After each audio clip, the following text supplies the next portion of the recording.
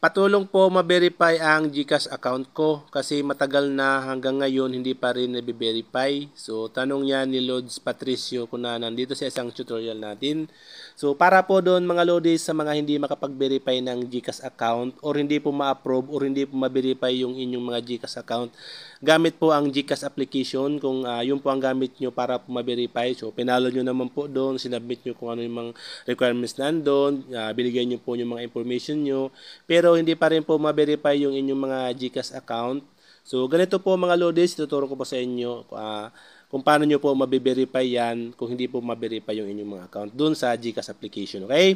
So ipalo nyo lang po ito mga Lodis. Una po, i-open nyo lang ang inyong mga GCash application. Pag once po na na-open nyo na ang inyong mga GCash, so pumunta po kayo dito sa help button. Ayan po. Hanapin nyo lang po yan. Minsan wala yan sa taas, minsan nasa baba. Basta hanapin nyo lang po yung help button na yan. I-click nyo po. And then, lalabas po ito. So, dito po, i-click lang po natin itong view all articles. And then, i-type po natin dito. Yan, sundan mo lang po itong ito-type ko. So, GCash account verification pending. So, yan po ang ito-type nyo dyan. And then, i-search nyo lang po. Ngayon, may lalabas po yan na article dito. So, dito po sa baba, hanapin nyo lang po yung result dito. Ayan po, GCash account verification pending. Ayan po. I-click nyo po yan. Ngayon, lalabas po ito mga Lodis. So, dito po sa baba, ayan, sabi po dito sa baba, scroll up nyo lang po. If your verification goes behind 7 days, so kung lampas na pong 7 days mula po nung nag-verify po kayo, hindi pa rin po nabe-verify yung inyong mga GCash account, so ito po, i-click nyo daw po ito. So kung hindi pa naman po lampas ng 7 days po mga Lodis, wait nyo lang po. Matagal po kasi mag-verify ng GCash account sa dami po ng nagbe-verify. So wait nyo po na lumampas ng 7 days. So after ng 7 days po hindi pa rin na-verify. So ganito po ang gawin nyo. Ayan, pagdating po dito, i-click nyo po itong click here to ask for help. And then, lalabas po ito. Ngayon po mga Lodis, kung mayroong nakalagin dyan na account, yan po yung lalabas dyan. Ngayon, kung hindi po yun yung gusto nyong i-verify, iba pong account, ang gawin nyo po, i-edit nyo na lang po, i-delete nyo yung email, registered full name, and then yung number po. I-edit nyo na lang po, and then ilagay nyo po yung information ng account na gusto nyo pong i-verify. Dito po ilalagay nyo po yung email, GCash registered full name, kung ano po yung nakarehistrong pangalan doon sa inyong mga GCash, yun po ilalagay nyo dyan. And then, select the country where you registered your GCash account.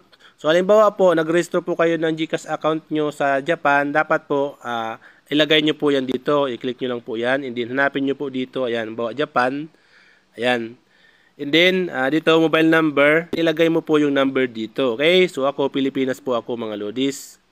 Yan, Philippines po tayo. So, kung kayo naman po Philippines lang, sa Pilipinas lang na number ang ginamit nyo, so, ilagay nyo po dyan yung number ng GCash account na in-register nyo sa inyong account. Okay? And then, dito po, account, your account type, click nyo yan.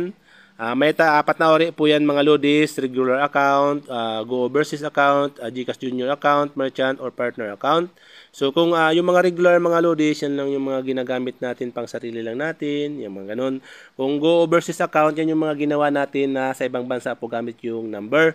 GCash account junior, ito yung may mga minor de edad po na mayroong pong GCash account. Ang merchant or yung partner account, ito yung mga ginagamit natin pang business po mga Lodis. So may mga partner account po kayo ha. So ako, regular lang po ako. Ayan. So ano po yan sa inyo dyan, yan po yung ang ilagay nyo. And then, ID submitted for verification. I-click nyo po yan. So, dito po, hanapin mo po dito yung ID mo po na pwede mo pong gamitin para po i-verify yung iyong GCash account. So, ayan po, may mga pagpipilian po yan dyan mga Lodis. Ayan, pwede nyo pong hanapin dito. Ayan. Dito po, halimbawa ang gagamitin ko po mga Lodis ay Philippine Passport or kung ano man po, UMID, mga ganun po, PhilSys ID, pwede rin po yan dyan mga Lodis. Ayan, Digital National ID po. So, halimbawa ako passport, ganyan. And then, date of last KYC attempt. Ito po yung last time na try po kayo or na-register nyo po yung inyong GCash account. So, i-click nyo lang po yan. And then, may dalawa pong pagpipilian dyan within 7 calendar day or behind 7-day calendar day. So, dito po, halimbawa po 7 days na po ngayon, wala pa rin. Yan, piliin nyo po within 7 calendar day. Or beyond po, ito yung mga lampas na pong 7 days, matagal na hindi pa rin nabiverify. So, kung alin po ay dyan sa inyo, yung pong piliin nyo. And then, were you advised to submit additional document? Kung ina-advise po tayo ni GCash na mag-submit ng documents, kung kaya po hindi tayo ma-verify, halimbawa po may error doon nakalagay doon or notification na kailangan nyo po mag-submit ng documents. So, tinan nyo po doon. So, kung no naman, wag nyo na itong i-click, okay? Ino nyo po. Kung yes naman, yes po. Ayan, katulad yan. And then, have you submitted additional document? Kung nakapag-submit po ba kayo ng additional document nung time po na nag-rehistro kayo. So, kung hindi po, i-click nyo yan. No. Kung yes po, ayan. Yan. Click nyo po yung yes. And then, screenshot of transaction or error prompt. Yan po yung mga lodis. I-screenshot nyo po. Yung po nung time na nagpa-rehistro kayo kung may error po or wala. Kung wala naman pong error po mga lodis, i-click nyo, i-screenshot nyo lang yung profile nyo, hindi ilagay nyo po doon yung pending verification. Yun na lang po yung ilagay nyo. Okay? Kasi ang iba naman po, walang error, waiting lang for verification, nakalagay lang doon sa profile na pending for verification. Pero lampas na po na ang 7 days. I-screenshot nyo po yun, i-click nyo yan, ayan po. I-screenshot nyo yun, and then yun po ang isa-submit nyo.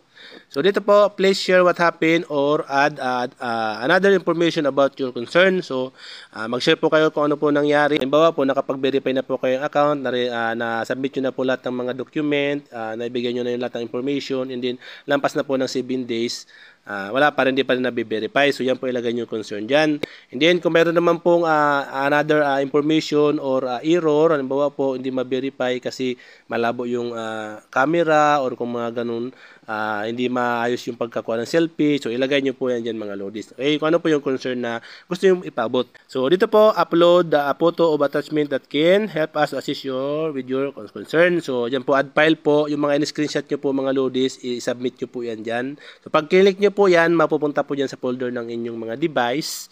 Hindi, hanapin nyo na lang po yung mga isa-submit nyong mga documents, photo, tulad ng mga photo, screenshot, yan. Pwede nyo po i-submit yan mga lodis. Kung may mga error, i-submit nyo din po yun.